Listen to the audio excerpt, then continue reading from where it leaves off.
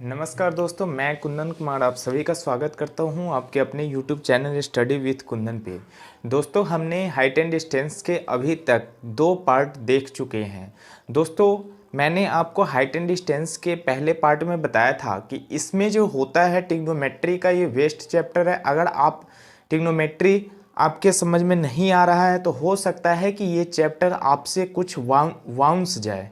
ठीक है, हो सकता है कि ये चैप्टर आपको कुछ बाउंस जाए, कुछ ना समझ में आए।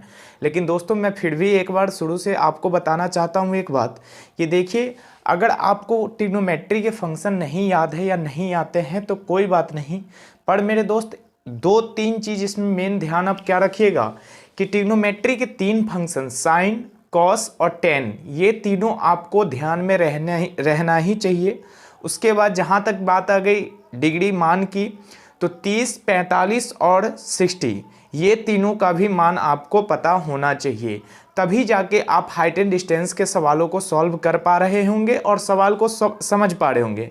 नहीं तो मेरे दोस्त ऐसे क्या होता है कि मैं यहाँ आपको बताऊँगा बट आपको ये बाउंस जाएगा तो आपको लगेगा कि क्या ये मतलब समझ में नहीं आ रहा, क्या हो रहा है। दोस्त, मेन बात तो ये होती है कि नहीं समझने का कारण कि आपको वो फार्मूले नहीं याद है जो मैं बार बार आपको तीनों क्लास में कंटिन्यू कहते जा रहा हूँ। इसमें 3 ही चीज़ यूज होते हैं, साइन, टेन, कॉस और 30, 45, 60, ये तीनों चीज़ आपको ध्यान में रखना है। बाकी बात आप चैप्टर को ऑटोमेटिक खुद से बना रहे होगे। ठीक है दोस्त, तो उम्मीद है कि मेरी बातों को आप समझ पाए होंगे और पिछले वीडियो आप लोग देखे होंगे। दोस्तों, आज जो है ट्रिग्नोमेट्री में हम क्वेश्चन का क्लास 3 लेके आए हैं। देखिए, पहला क्वेश्चन आपके सामने बोर्ड पे क्या कह रहा है। देखिए क्या कहता है कि किसी समतल भूमि पर बिंदु P से मीनार के शीर्ष का उन्नयन कोण 30 डिग्री है। कहने का मतलब मान के चलिए ये समतल भूमि है। ठीक है, ये हमने समतल भूमि ले लिया, ये समतल भूमि ले लिया और ये बिंदु P है। P से किसी मीनार का उन्नयन कोण 30 डिग्री। तो मेरे दोस्त मान के चलो कि यहाँ अगर कोई मीनार खड़ी है, यहाँ अगर कोई मीनार खड़ी है और ये जब यहाँ P पर कोई व्यक्ति खड़ा है और ये जो P से इसे देखेगा तो ये जो है उन्नयन कोण यहाँ 30 डिग्री का बना रहा होगा। कितने का बना रहा है? 30 डिग्री का। और दोस्तों एक चीज़ देखिएगा, इसमें और क्या कह रहा है कि इसकी ऊंचाई 100 मीटर दी हुई है। इसकी ऊंचाई जो है वो 100 मीटर दी हुई है। उसके बाद हमसे क्या पूछ रहा है कि बिंदु P जो है कितनी दूरी पर है। कहने का मतलब ये जो इनके बीच का दूरी है वो हमारा कितना होगा। और √3 बराबर 1.73 हमें गिवन दिया हुआ है। कहने का मतलब √3 हमें जहां आएगा वहां ये मान पुट कर देना है, फिर हमें आंसर प्राप्त करना है।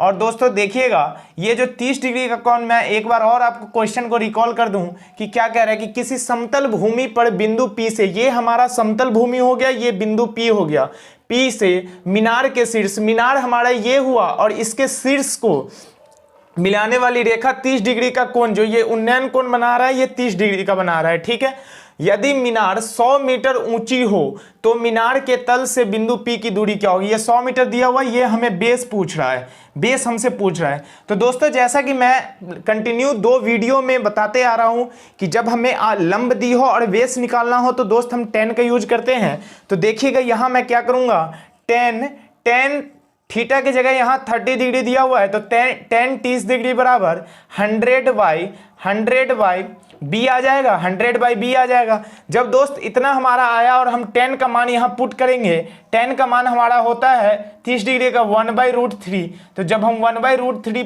पुट करेंगे तो हमें 100/b आ जाएगा। ठीक है, b का मतलब हमने इसे बेस माना। जब हम b को क्रॉस गुना इसे हम करेंगे, क्रॉस गुना करेंगे तो b बराबर हमारा जो आएगा वो 100√3 आएगा। ठीक है, और √3 का मान कितना दिया हुआ है दोस्त, √3 का मान दिया हुआ है 1.73। तो जब हम 100 को 1.73 से गुना करेंगे, 1.73 से गुना करेंगे तो क्या ये 173 नहीं आ रहा होगा? क्या ये 173 नहीं आ रहा होगा? तो कहने का मतलब ये हुआ कि जब इसकी ऊंचाई 100 मीटर दी हुई है और इसके कोण जो बन रहे हैं 30 डिग्री के, तब इनके बीच की दूरी क्या होगी। तो दोस्तों आप कहेंगे कि इनके बीच की दूरी जो होगी 173 मीटर होगी।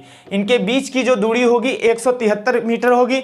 उम्मीद है कि ये क्वेश्चन आप समझ पाए होंगे। मैं एक बार और आपको रिकॉल करवा दूं। देखिए क्या कह रहा है कि किसी समतल भूमि पर बिंदु P से, देखिए दोस्त फिगर सबसे पहला चीज होता है कि इसमें फिगर ड्रॉ करना। सेकेंड बात जो इसमें आती है वो क्या आती है कि साइन, टेन और कॉस, ये तीनों के मान आपके जवाब पे होने चाहिए। और मान कौन से होने चाहिए? 30, 45 और 60। दोस्तों मैं शुरू से कहते आ रहा हूं कि 30, 45, 60, सिर्फ तीन ही मान इसमें चाहिए। तो इनके अगर आपको याद रहेंगे तो फिर आप सवाल आसानी से बना रहे होंगे।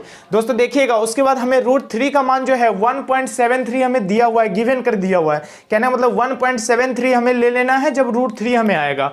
उसके बाद क्या करना है, 100 मीटर इसकी ऊंचाई हो गई। कोण ये 30 डिग्री का बना रहा है, तो हमें बेस पूछ रहा है। तो आपको पता होगा कि tan में होता है लंब बटे आधार, tan में होता है लंब बटे आधार। तो दोस्तों लंब हमारा 100 दिया हुआ है, आधार हमसे पूछ रहा है tan, थीटा का मान जो हमें दिया हुआ है वो 30 डिग्री का दिया हुआ है। तो दोस्तों जब ये हम वैल्यू पुट करेंगे तो हमें इसका मान प्राप्त हो रहा होगा 173 मीटर। ठीक है दोस्त, अब हम अगला क्वेश्चन देखते हैं। देखिएगा अब अगला क्वेश्चन क्या कह रहा है हमारा, देखिएगा कह रहा है कि एक दीवार के सहारे तिरछी खड़ी हुई सीढ़ी का उन्नयन कोण, एक दीवार के सहारे तिरछी खड़ी हुई एक सीढ़ी का उन्नयन कोण 45 डिग्री है और इसका निचला सिरा दीवार से 10 मीटर की दूरी पर है, तो सीढ़ी की ऊंचाई ज्ञात करें।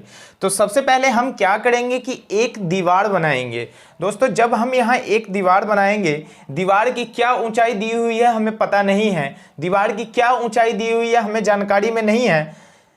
उसके बाद क्या कह रहे हैं कि निचला सिरा दीवार से 10 मीटर, कहने का मतलब ये जो इसकी बेस की जो दूरी दी हुई है ये हमें 10 मीटर दी हुई है, ये हमें 10 मीटर दी हुई है। उसके बाद क्या है कि ये सीढ़ी का जो निचला सिरा है ये यहाँ है और ये सीढ़ी जो है यहाँ इसके शीर्ष से लगा हुआ है और इसका निचला सिरा 10 मीटर की दूरी पर है। तो सीढ़ी की ऊंचाई क्या, इसकी जो हमें ऊंचाई है दोस्त ये हमें पूछ रहा है कि क्या होगा। इसको हमने x ले लिया। एक बार और मैं क्वेश्चन क्लियर कर दूं आपको, क्या कह रहे हैं कि एक सीधी दीवार है, हमने एक सीधी दीवार बना ली, इसके सहारे तिरछी खड़ी हुई, ये तिरछी खड़ी हुई एक सीढ़ी है, इसका उन्नयन कोण जो है 45 डिग्री। कहने का मतलब ये जो हमारा उन्नयन कोण है ये 45 डिग्री का बना रहा है। ठीक है, और उसके बाद अगला क्या कह रहा है कि और इसका निचला सिरा दीवार से 10 मीटर की दूरी पर है, इसका निचला सिरा जो है दीवार से 10 मीटर की दूरी पर है, तो सीढ़ी की ऊंचाई कितनी होगी। तो सबसे पहले आप ये ध्यान में रखिएगा कि 45 के केस में क्या होता है दोस्त, सबसे पहले ये नोटिस करिए कि 45 के केस में क्या होता है कि जब हम यहाँ tan 45 कर रहे होंगे तो ये 10 मान है तो ये भी हमारा 10 होगा। कहिएगा ये कैसे होगा, तो tan 45 का मान जब आप रखिएगा तो वो 1 आता है, tan 45 का मान हमारा 1 आता है। और जब हम tan लंब बटे आधार करेंगे और हमारा tan 45 का मान 1 आएगा तो क्या ये 10 मीटर है, तो मैं भी इसे भी 10 मीटर कह सकता हूं। तो कहने का मतलब ये जो हुआ हमारा इसके बराबर होगा, तो ये भी हमारा 10 मीटर होगा, ये भी हमारा 10 मीटर होगा। ठीक है, उसके बाद हमें क्या करना है कि ये उसके बाद हमें कर्ण की लंबाई पूछ रही है। कहने का मतलब ये जो है हमारा सीढ़ी, इसकी लंबाई पूछ रही है, सीढ़ी की लंबाई पूछ रही है। तो अब यहाँ आपके दो कंडीशन हैं, या तो आप कॉस को रख के बना लो या तो आप साइन को रख के बना लो। कहने का मतलब आप कॉस भी रख के बना सकते हो, साइन भी रख के बना सकते हो। मैं आपको दोनों पे करके बताता हूं। देखिए सबसे पहले हम यहाँ साइन पे देखेंगे, साइन 45 डिग्री का मान जब हम रखेंगे तो साइन 45 डिग्री का मान आपको पता है कि साइन में होता है लंब बटे कर्ण। तो लंब हमारा दिया हुआ है 10 मीटर, लंब हमारा दिया हुआ है 10 मीटर और कर्ण को हमने x माना। जब साइन 45 का मान हम 1/2 रूट रख रहे होंगे तो यहां हमारा आएगा 10/x। जब हम क्रॉस गुना करेंगे तो x का मान जो हमारा आएगा वो 10√2 आएगा, x का मान जो आएगा हमारा 10√2 आएगा। तो हम कह सकते हैं कि ये जो हमारा कर्ण इसका निकला, सीढ़ी की जो लंबाई आई वो 10√2 है, तो बिल्कुल कह सकते हैं। तो देखिए ऑप्शन V में हमारा 10√2 दिया हुआ है, तो ये हमारा सही हो जाएगा। 10√2 दिया हुआ है तो ऑप्शन बी हमारा सही हो जाएगा। अब देखिएगा मैं आपको साइन पे करके बताता हूं। देखिए साइन में मैंने क्या बताया कि साइन में क्या होता है, बेस बटे कर्ण, आधार बटे कर्ण होता है, ठीक है। तो आधार हमें कितना दिया हुआ है, तो सबसे पहले तो कॉस थीटा का मान हमें कितना दिया हुआ है 45 डिग्री। उसके बाद आधार दिया हुआ है 10 मीटर। आधार और कर्ण हमें पता नहीं है, कर्ण हमें निकालना है, तो हमने इसको x मान रखा है। जब cos 45 का मान 1/2 रखिएगा, cos 45 का मान 1/2 रखिएगा और 10/x करिएगा, और जब इसे आप क्रॉस गुना करेंगे तो x बराबर क्या आपको 10√2 नहीं प्राप्त होगा। तो दोस्तों इसकी जो लंबाई होगी सीढ़ी की जो लंबाई होगी वो 10√2 हमारा निकल के आएगा, जो कि इस क्वेश्चन का आंसर होगा, ठीक है। 10√2 निकल के आएगा जो कि इस क्वेश्चन का आंसर होगा। अब अगला क्वेश्चन क्या कह रहे हैं, ध्यान से देखिएगा। कह रहा है कि एक 13 मीटर लंबी सीढ़ी को, देखिए पिछले क्वेश्चन में हमने क्या किया था, हमें कोण दी हुई थी और मीनार की ऊंचाई या दीवार, उसे मानिए दीवार की ऊंचाई दी हुई थी और सीढ़ी की लंबाई हमसे पूछी गई थी, ठीक है। और इसमें क्या है, इसमें हमें जहां वो दीवार पे खड़ा हुआ है उसकी भी हमें ऊंचाई के मान दी हुई है, और ये जो सीढ़ी है इसकी भी लंबाई हमें दी हुई है। और यहाँ अब आपसे क्या पूछ रहा है कि यहाँ आपसे पूछ रहा है कि वो कितने डिग्री का कोण बनाएगा, ठीक है। तो वो कोण पूछ रहा है हमसे। देखिएगा क्वेश्चन, एक 13 मीटर लंबी सीढ़ी को दीवार के साथ लगाया गया। सबसे पहले हमें क्या करना है कि एक दीवार ड्रॉ करना है, उसके बाद यहाँ एक सीढ़ी हमें इससे दीवार से लगानी है, ठीक है। और ये सीढ़ी का जो है ये तली हो गया, बेस हो गया, ठीक है। उसके बाद क्या कह रहा है कि लगाया गया और सीढ़ी का निचला हिस्सा दीवार से 6.5 मीटर, ये जो है 6.5 मीटर की दूरी पर है और झुका कर रखी है। सीढ़ी की आधार का कोण क्या होगा, सीढ़ी की आधार का कोण क्या होगा, और ये 13 मीटर लंबी सीढ़ी है। ये जो सीढ़ी की लंबाई है वो 13 मीटर हमें दी हुई है, और इसका जो ये दूरी है इन दोनों के बीच, दीवार और सीढ़ी के निचले हिस्से के बीच, वो 6.5 मीटर है। तो हमें ये कोण पूछ रहा है थीटा बराबर क्या होगा ये हमें पूछ रहा है। और यहाँ ऑप्शन में देखिएगा कि एक 30 दिया हुआ है, 60 दिया हुआ है, 45 दिया हुआ है, 90 दिया हुआ है।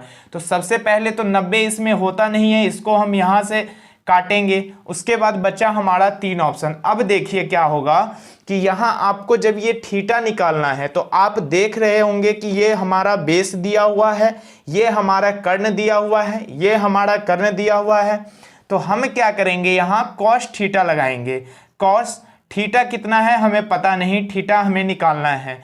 कॉस थीटा बराबर क्या होगा, आधार हमें कितना दिया हुआ है 6.5 और कर्ण कितना हुआ दिया हुआ है हमें 13 मीटर, ठीक है। तो जब हम इसे काटेंगे दोस्तों, कहने का मतलब ये हुआ कि दशमलव जब हम हटाएंगे यहाँ से, मैं यहाँ अगले स्लाइड में करके दिखाता हूँ आपको। देखिए कॉस थीटा बराबर 65, जब ये पॉइंट हम हटाएंगे तो नीचे एक हमारा जीरो लगेगा, जब हम पॉइंट हटाएंगे तो नीचे हमारा एक जीरो लगेगा। तो यहाँ हम लिखेंगे कि 65/130 लिख सकते हैं इसको, यहाँ तक तो किसी को दिक्कत नहीं होनी चाहिए। तो जब हम इसे 65/130 लिखेंगे और इसे हम सॉल्व करेंगे तो क्या ये हमारा 1/2 नहीं आएगा, क्या ये हमारा 1/2 नहीं आएगा। तो दोस्तों आपको ये देखना है कि कॉस थीटा का कितने डिग्री पे मान 1/2 होता है, कॉस थीटा का कितने डिग्री पे मान हमारा 1/2 होता है।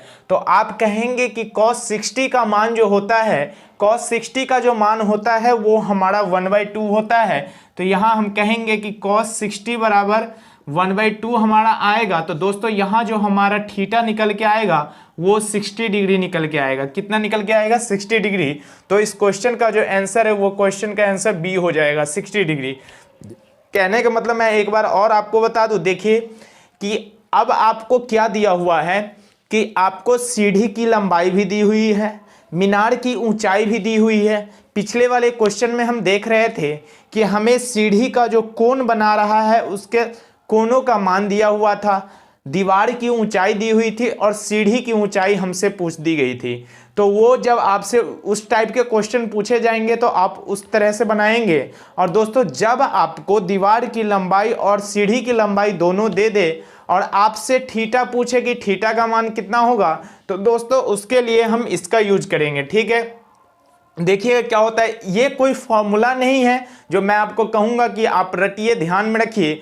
बस आपको कॉन्सेप्ट लगाना है, फिगर ड्रॉ करने आना चाहिए कि फिगर हम कैसे ड्रॉ करेंगे, उसको देखना है कि आपको कहाँ साइन, कहाँ कॉस और कहाँ टेन लगेंगे। अब ये नहीं कि आप इसमें साइन लगाओ, ये नहीं कि आप इसमें टेन लगाओ, लगाने को तो कुछ भी लगाओ, आंसर वो घूम फिर के आएगा ही। लेकिन क्या है कि जब आप यहाँ साइन लगाओगे तो सबसे पहले आपको ऊंचाई निकालनी पड़ेगी, और ऊंचाई के लिए आपको थीटा का मान पता होना चाहिए, थीटा नहीं है। तो जब आप यहाँ पाइथागोरस परिमेय लगाओगे तब जाके ये निकलेगा। तो दोस्तों कहने का मतलब ये हुआ कि आप इसी में उलझ जाओगे, इसी में उलझ जाओगे और आप इसका आंसर गलत लगा दोगे। तो दोस्तों मैं क्यों कह रहा हूं कि आपको ये तीनों मान और तीनों डिग्री के मान आपको ध्यान में रखने चाहिए, क्योंकि दोस्तों ये जो हैं आपके कॉन्सेप्ट क्लियर करते हैं कि कहाँ क्या यूज होगा। ठीक है, मैं जो यहाँ समझ के आपको बता रहा हूँ कि कैसे यहाँ यूज होगा, तो दोस्तों यहाँ आपको समझ में आना चाहिए कि बेस दिया हुआ है, कर्ण दिया हुआ है और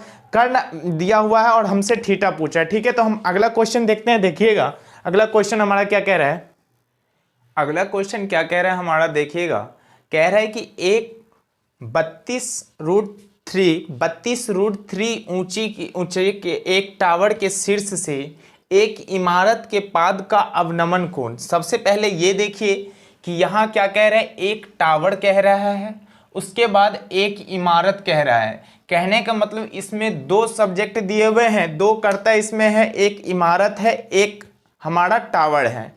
तो आप सबसे पहले क्या करिएगा, टावर की ऊंचाई हमें दी हुई है तो हम यहाँ एक टावर बनाएंगे और इसकी ऊंचाई हमें 32√3 दी हुई है, इसकी ऊंचाई हमें 32√3 दी हुई है। उसके बाद क्या कह रहा है, टावर के शीर्ष से एक इमारत के पाद। कहने का मतलब ये हुआ कि इसका बेस, ये जो पाद हुआ वो ये इसका हुआ बेस। ठीक है, इसके बेस से 60 डिग्री का कोण बना रहा है। ये जो है 60 डिग्री का कोण बना रहा है, ये किसके पास से, इमारत। यहाँ क्या है दोस्त, इमारत है। अब इमारत छोटा है, बड़ा है, क्या है, हमें उसे कुछ लेना नहीं है, क्योंकि यहाँ हमें इमारत की ऊंचाई नहीं पूछी गई। इमारत छोटा है, बड़ा है, क्या है, हमें उससे कुछ नहीं लेना, क्योंकि इमारत की ऊंचाई नहीं पूछी गई। यहाँ क्या पूछा गया है कि टावर से इमारत की दूरी कितनी होगी। ये जो डिस्टेंस हमारा होगा, ये जो डिस्टेंस हमारा होगा जिसे हम बेस कहेंगे, इसकी दूरी कितनी है, हमसे ये दूरी पूछी गई। मैं यहाँ लिख दूँ कि ये हमारा इमारत है, ये हमारा इमारत है, और ये जो हमारा है ये टावर है। ये क्या है, टावर। एक बार और देखिएगा, मैं क्वेश्चन आप लोगों को क्लियर कर दे रहा हूं कि 32√3 ऊंची एक टावर। सबसे पहले हमें क्या करना है कि 32√3 ऊंचाई वाली एक टावर ले लेनी है, उससे एक इमारत मैंने यहां रखा के पाद। कहने का मतलब ये हुआ, पाद को हम या फिर कह सकते हैं कि बेस। ठीक है, या फिर इसको हम कह सकते हैं आधार, इसको हम कहेंगे आधार या बेस, कुछ भी आप इसको मान सकते हो। आप बेस कहो, आधार कहो, पाद कहो, दोनों बराबर बात हुई। अवनमन कोण 60 डिग्री का ये बना रहा है। टावर से इमारत की कितनी दूरी है, हमसे ये दूरी पूछी गई। हो सकता है कि आपके मन में ये भी आए कि इमारत की ऊंचाई हमसे पूछी जाए तो हम कैसे निकालेंगे। तो आपको एक चीज नोटिस करना है कि जब इमारत की ऊंचाई आपसे पूछी जाएगी तो यहाँ आपको इमारत पे या तो ये शीर्ष कोण डाल रहा होगा या यहाँ इसकी इमारत के कोण का मान हमें दिया होगा। तो दोस्तों मतलब ये हुआ कि जब हमें जिस टाइप का क्वेश्चन पूछा जाएगा उसी के अकॉर्डिंग वो हमें अरेंज करके देता है। ऐसा नहीं है कि वो क्वेश्चन कुछ भी पूछ दे, अरेंज कुछ नहीं मिलेगा। जैसे मान के चलिए यहाँ हमसे पूछा है कि इसके बीच की दूरी क्या होगी, तो आप देखते होंगे कि इसके बीच की दूरी निकालने के लिए हमें थीटा की जरूरत पड़ती है। तो थीटा हमें दिया हुआ है और इसकी ऊंचाई की जरूरत पड़ेगी, ऊंचाई दिया हुआ है, या फिर इसकी लंबाई की दूरी की भी जरूरत पड़ेगी तो वो भी हमें देता। तो कुछ भी हमें दिया हुआ है तो हम आराम से निकाल सकते हैं। उसी प्रकार इमारत की ऊंचाई अगर आपसे पूछेगा तो इमारत के अकॉर्डिंग या तो आपको कोण दी होगी या फिर उसके अकॉर्डिंग उसके बेस की, या फिर आपको ये दूरी दे दिया होगा और यहाँ से ये कितने डिग्री का कोण बनाएगा। कहने का मतलब ये हुआ जब इमारत का आपसे हाइट पूछेगा तो या तो आपके इसके साथ ही कितने का कोण बनाएगा वो दे देगा, या फिर इन दोनों के बीच की दूरी दे देगी, या फिर इन दोनों के बीच की दूरी दे देगी। तो दोस्तों ये हुआ, साफ निकल के कंक्लूजन आता है कि आपसे क्वेश्चन जिस टाइप से पूछे जाते हैं वे अरेंज करके देते हैं। ठीक है, तो हम यहाँ क्या करेंगे, इसकी दूरी हमसे पूछ रही है, तो आपको पता है कि लंब बटे आधार हमारा 10 में आता है, तो हम यहाँ क्या करेंगे, 10 का यूज करेंगे। और थीटा का मान हमें कितना दिया हुआ है, 60 डिग्री। जब थीटा का मान हमें 60 डिग्री दिया हुआ है और 10 का मान होता है लंब बटे आधार, तो लंब में हमारा दिया हुआ है 32√3 और बेस हमारा क्या है हमें पता नहीं, क्योंकि हमें बेस निकालना है। तो जब हम इसे 10 का 60 का मान रखेंगे तो आपको पता है कि 10 60 का मान हमारा होता है √3 और बेस 10√3 बराबर 32√3 बाई बेस हमारा आ जाएगा। तो दोस्तों जब हम इसे काटेंगे, कहने का मतलब ये हुआ कि √3 से √3 ये जाएगा और अब हम इसे क्रॉस गुना करेंगे तो यहाँ तो हमारा 1 बचेगा। अब हम क्रॉस गुना करने के बाद b बराबर जो है हमारा 32 आ जाएगा, b बराबर हमारा 32 मीटर आ जाएगा।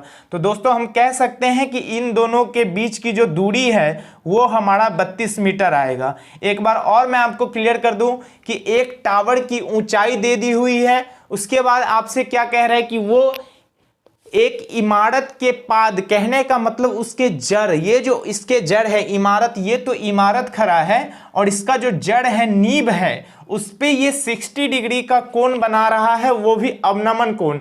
मैं एक चीज और आपको क्लियर करूं कि हो सकता है कि आपके मन में इस टाइप के भी डाउट आए कि अवनमन और उन्नयन कोणों का क्या बात होता है। तो दोस्तों मैंने आपके पहले ही क्लास में कह दिया था कि अवनमन और उन्नयन कोण में कोई अंतर नहीं है। जैसे कि मैंने आपको बताया था कि ये जो है, ये जो हमारा दिया रहेगा तो क्या ये कोण हमारा इस कोण के बराबर नहीं होगा, तो इसी को तो हम बराबर इक्वल कहेंगे, तो यही तो हमारा अवनमन कोण और अवनमन कोण के बराबर होता है। तो दोस्तों यहां आपको कोण में नहीं फंसना है कि कोण हम कहां ऊपर ले या नीचे ले, ठीक है।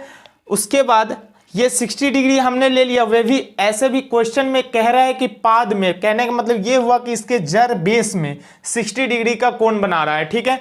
तो दोस्तों जब हम इसे सॉल्व करेंगे तो हमें इसके बीच की दूरी हमें 32 मीटर प्राप्त हो रही होगी, ठीक है। इसके बीच की दूरी 32 मीटर प्राप्त हो रही होगी।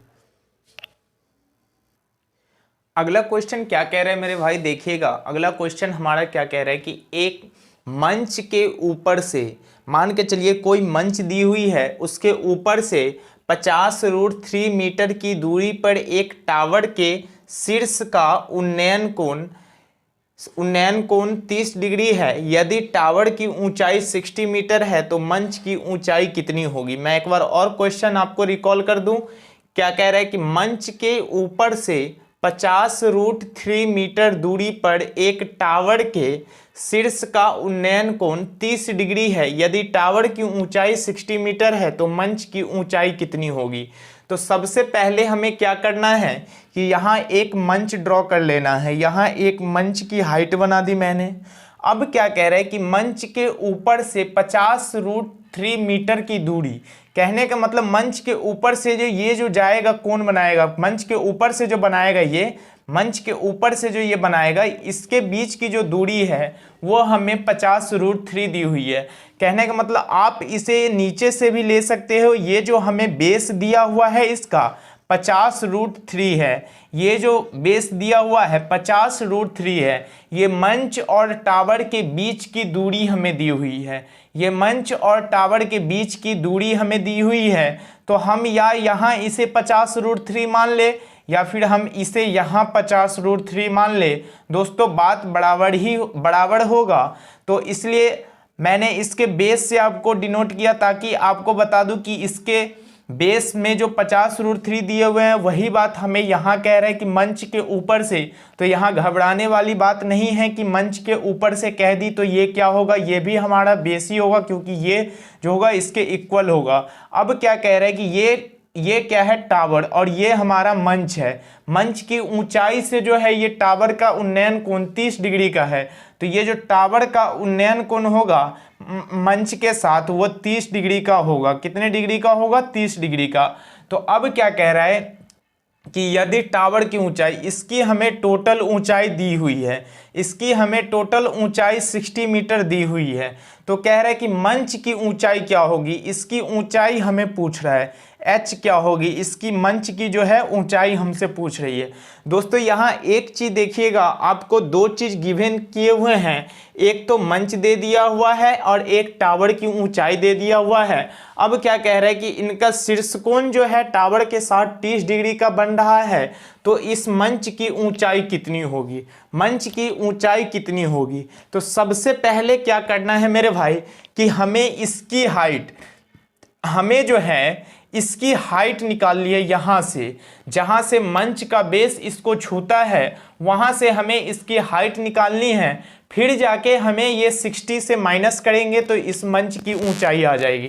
कहने का मतलब यहाँ तक तो जो इसकी ऊंचाई है वो मंच के ऊंचाई के बराबर ही है, यहाँ तक जो इसकी ऊंचाई है वो मंच के ऊंचाई के बराबर ही है। जो एक्स्ट्रा है वो तो ये है ना, तो हम एक्स्ट्रा वाले पार्ट का पहले मान निकालेंगे, तब जाके हम 60 से माइनस कर देंगे तो ये हमारी मंच की ऊंचाई आ जाएगी।